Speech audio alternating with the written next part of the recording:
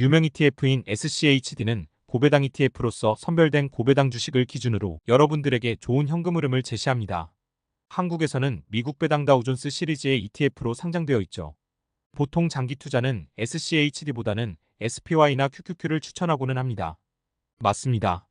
지난 과거를 기준으로 20년 이상 장기 투자를 했었다고 가정하면 백데이터를 기준으로 꾸준한 적립식 투자를 한 사람의 경우 장기 투자의 성과는 SPY와 QQQ의 성과가 좋습니다. 하지만 저의 생각은 다릅니다. SCHD와 같은 선별된 배당주 ETF도 반드시 같이 투자되어야 합니다. 여러분들은 장기 투자를 함에 있어서 가장 중요한 것이 무엇이라고 생각합니까? 저는 흔들리지 않는 마음이라고 생각합니다. 최근 7월, 8월 초에 이번에 걸쳐 단기 하락장을 겪으셨을 겁니다. 이때 무엇이 주목받았습니까? SCHD와 리얼티인컴 같은 주식이 돋보였습니다. 만약 월배당 ETF의 배당금을 주가 하락 시기에 SPY와 QQQ 매수 자금으로 사용하였다면 더 좋은 수익률이 발생할 것입니다. 주가 하락 시기에 SCHD와 같은 선별된 고배당주는 SPY나 QQQ에 비해 하락의 정도가 낮고 배당 효과는 늘어나기 때문입니다. 하지만 사람들은 이렇게 말합니다. SCHD보다 SPY를 투자하는 것이 최종 수익률은 더 좋지 않느냐? 맞습니다. 배당제 투자를 하게 된다면 SPY와 SCHD의 최종 수익률은 큰 차이가 없습니다만 안정감은 SCHD의 배당제 투자가 더 유리합니다.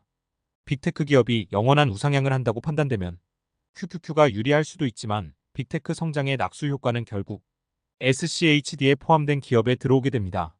또 사람들이 많이 생각하지 못하는 게 있습니다.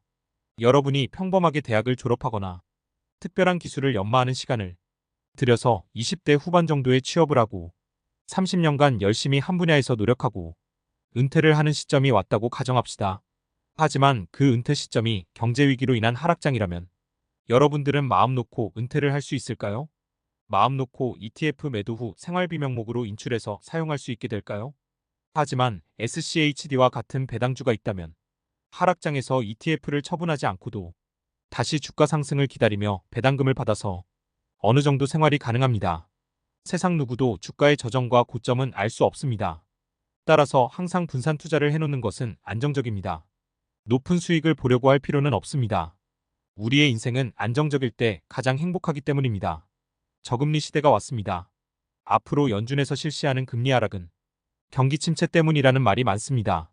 많은 언론에서 올해까지의 주식시장은 좋지만 2025년부터는 주가 하락이 올 거라고 합니다. 미래가 어떻게 될지는 알 수 없지만 무슨 일이 발생하더라도 준비만 되어 있다면 대응은 가능합니다. 미국이 하락해도 인도는 상승을 할 수 있으며 S&P 500이 하락해도 SCHD는 상승을 할 수 있습니다. 이러한 논리로 7월 초와 8월 초에 큰 주가 하락이 왔을 때 배당금 재투자와 급여를 통해 하락한 주식을 매수했습니다. 하락하지 않은 주식은 매수하지 않습니다. 오로지 하락한 주식만을 매수합니다. 이것이 적립식 투자를 극대화시키는 방법이기 때문입니다. 여러분들은 어떤 투자 방식을 사용하시나요? 감사합니다.